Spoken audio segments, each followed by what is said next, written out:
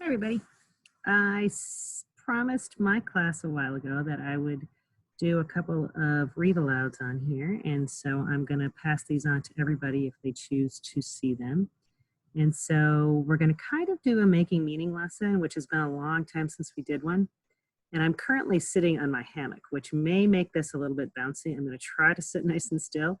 But as you can see, I'm outside today because it's such a beautiful day, which makes me give you the disclaimer that you might hear birds. Like I just heard a bird go chirping through. I unfortunately live under the flight path from the airplanes that are going to land at SeaTac, so we might hear an airplane. There's some kind of big roads near me, so you might hear some car traffic, but hopefully you will be able to hear what I have to say as I read the story. I'm not going to be able to do a lot of the questions that I normally would be doing, just because a lot of that is when I'm talking with each of you in the classroom. And so I'm going to start. And now, unfortunately, the sun is coming out and it's making it hard for you to see me. So I'm going to move you into the shade and we'll see if I can make this work. Or I might have to start again. We'll have to see. I think we can make it work. All right, here we go. So the story that we're going to look at today is called Galimoto. And anytime we read a new book, one of the things that we always want you to do is to take a peek at the cover and try to figure out and make some guesses as to what we think the story might be about, and to see if we have any text-to-text connections that we might have. And we recently read a book, Kababu's Song, which you might be able to remember that, which was a little bit similar. So I want you to try to keep that story in mind if this reminds you at all. And another thing that I like to do is to make some inferences. So inferences are where we kind of make some guesses about what the story is going to be about. And it's things that the author tries to tell you without telling you right out front about the story. Like in this case, you're going to infer maybe where the story takes place. And it's kind of fun for my class because we are working on Africa right now for our geography. And I'm going to guess that this story takes place in Africa. So here we go. And I'm going to try to do my best with showing you pictures and such. I don't know how that's going to work. Okay, and this book was dedicated for my mother who knows about children and for the children of Ninjaje who know about Galimotos. So you might not know what a Galimoto is, but looking at this picture, you might be able to make a guess. Conde opened an old shoebox and looked inside. These were his things. They belonged to him. Inside the box, there was a ball made of many old plastic bags, tightly wrapped with string. There was a knife Conde had made from a piece of tin can, and a dancing man he had made from dried corn stalks. In Conde's box, there also were some scraps of wire. He had been saving the wires for something special. Now he took them and the knife from his box. So there were a couple of things I thought about when I saw this page, when I read this page, talking about the toys that he made. A ball made out of plastic bags. That's not typical for what we normally have. And some of the other things that he had talked about that were special to him. A couple of times he talked about how these were his things. So that must be pretty important too.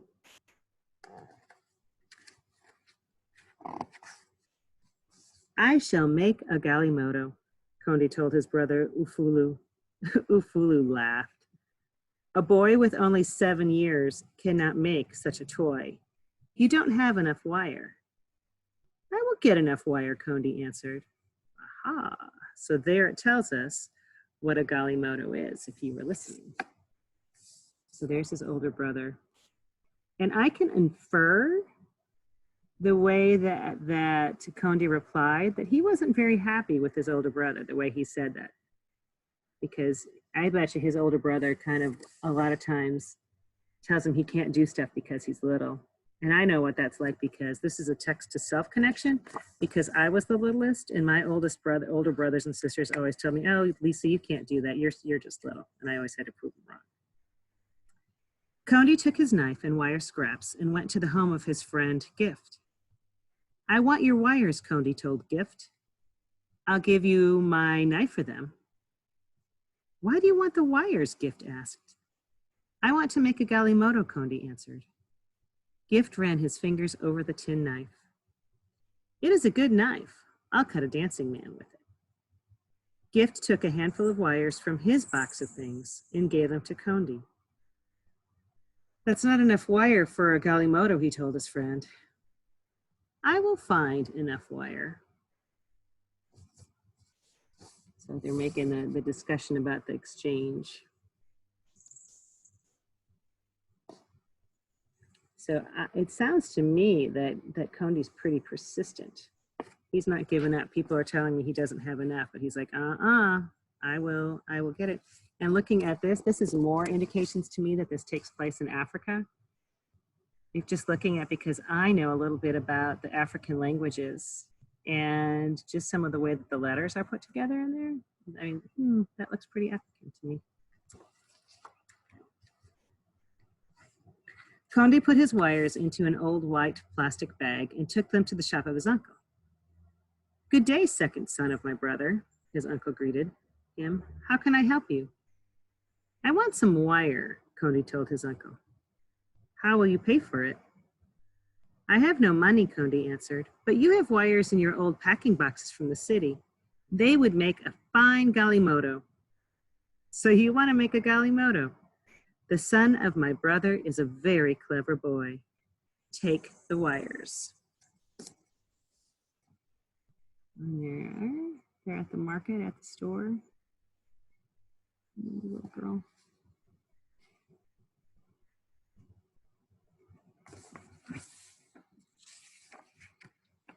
Back out again. Chee, chee, chee, chee. Condi could hear the grinder at the flour mill. Many women with babies tied on their backs waited in the hot sun. Others arrived carrying heavy baskets of maize, which is a kind of corn, on their heads. Condi squeezed through the crowd. He was grabbed near the front of the door he was very near the front of the door when someone grabbed him. The woman began yelling angrily, "Stop that one! He goes out of turn." Condi was being pushed and shoved. When I spent time in Ghana, I got to go and I got to watch some people who were grinding corn at the mill. And it's a big, long process where they put it in, they put it into the machines and they pound it. A lot of times they pound it. It's kind of a neat process. So there, you can infer by looking at her face, she doesn't look very happy. And Condi looks a little bit nervous, a little bit scared because he's getting yelled at by her.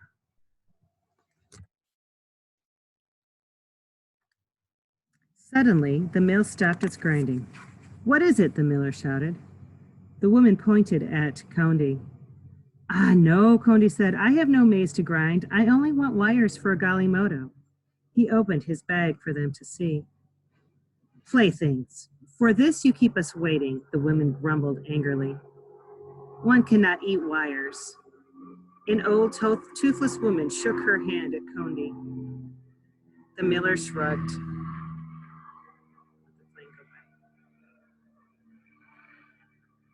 There are some wires out back. Take those and go. In the back of the mill, there was an open door. Inside the door was a pile of old motor parts. There, Condi found some very thin plastic wires wrapped in red and yellow and green and plastic. I can scrape the coating off, Condi thought. These wires will hold my Galimoto together. Still, he did not have enough wires for the Galimoto.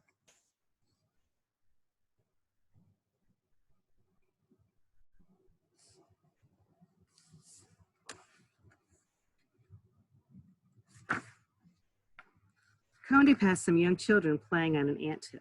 Wait till you see this anthill. In my mind, the anthill that I have is not like the anthill that you guys are going to see in a second, and I bet you it's different than what your anthill is different than this too. Condi passed some young children playing on an anthill. One was Munde, the small sister of his friend Gift. She had a long piece of wire which she stuck into the hard dirt. Little friend, Coldie called as he came nearer, you cannot catch an ant that way. Go fetch some water, for with that and a stick we will fool them.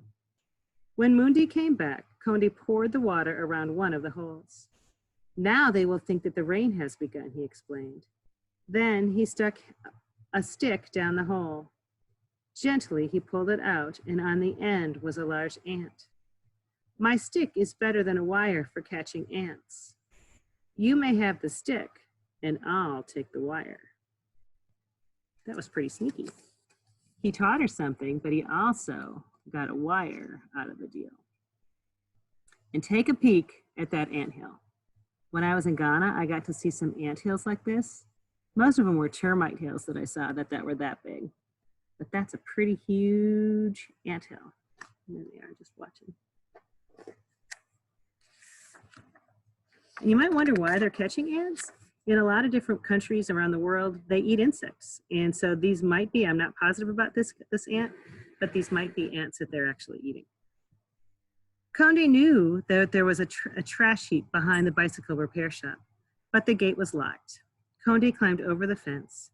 In the courtyard, he found some broken, bent spokes from a bicycle. He climbed back over the fence with his bag. It makes me a little bit nervous because it sounds kind of like he's going into someone's backyard. And I wonder, I'm always thinking as I'm reading, I wonder what's going to happen. Maybe making some predictions about what I think is going to happen. Uh-oh. Thief! Help! Police! Thief! Condi heard a voice call. Children came running from the marketplace. Men came running from the shops. They made a circle around Condi. Thief! Thief! They chanted, pointing at Condi. A policeman arrived. He grabbed Condi by the shoulder. What are you doing? He asked. Condi showed the policeman his wires. I want a Galimoto, he explained. I need these wires. Galimoto, the crowd murmured. Ooh, murmured is a good word. So murmured means that you just kind of say it in kind of a low voice. Galimoto. They shook their heads and went back to their business. Take your wires and go, the policeman told Condi.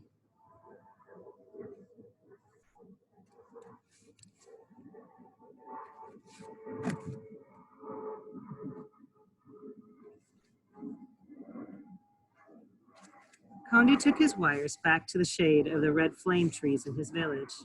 Nearby, his mother sang and his sisters pounded their maize. They sang of the hard work they were doing.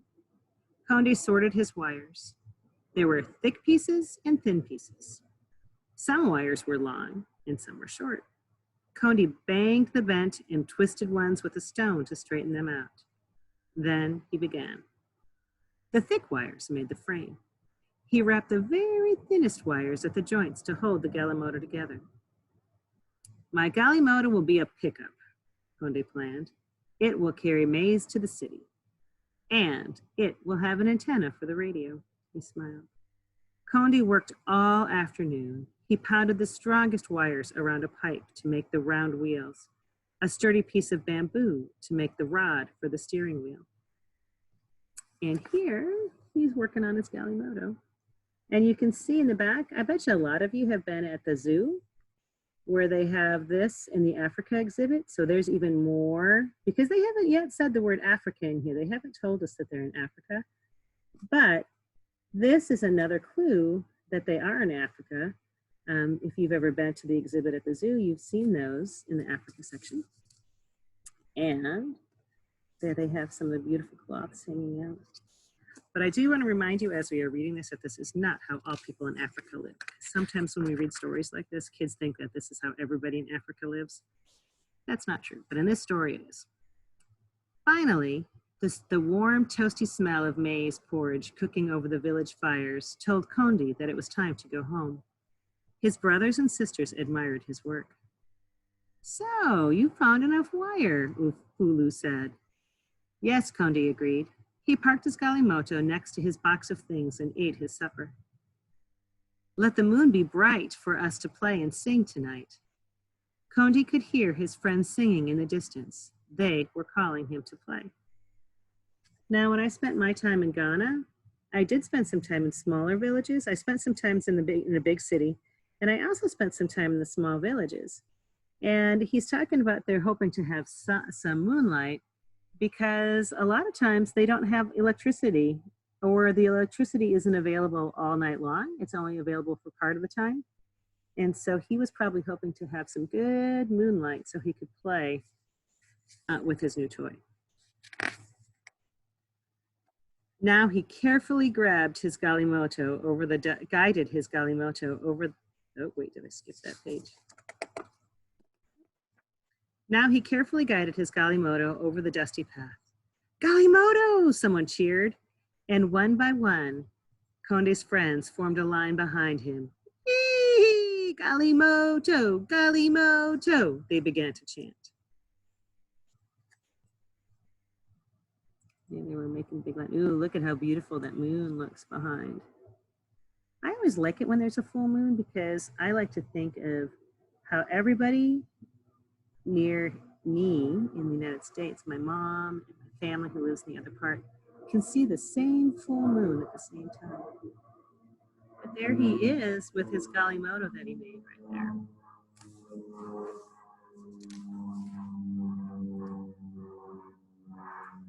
Conde saw the shadow of his Galimoto cast by the moonlight racing alongside. It's a fine Galimoto, he thought proudly. Perhaps tomorrow I will make my Galimoto into an ambulance or an airplane or a helicopter.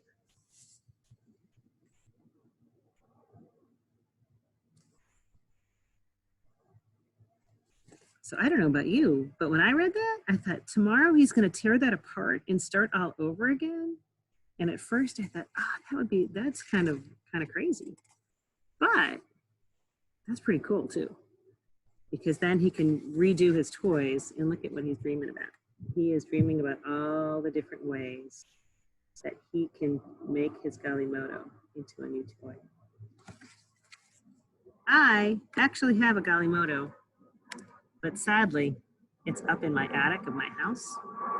And I don't have time to go get it right now, but hopefully I can try to get it and get a picture of one out, or maybe I can, you can look it up online, see if you can find a Galimoto. But I got one when I was traveling through Africa and brought it back. I hope you like the story. Remember, I want you to wonder and think about what happened in that story. One of the things that we talk a lot about is being able to write a good summary of the who, what, where, when, why, and how of the story. So who are the main characters? Where were they? What was the problem that they were dealing with? How did they solve the problem? All of those things are important to include in a good summary. All right, I think I'm going to get one more in before it's time for me to make dinner. So see y'all.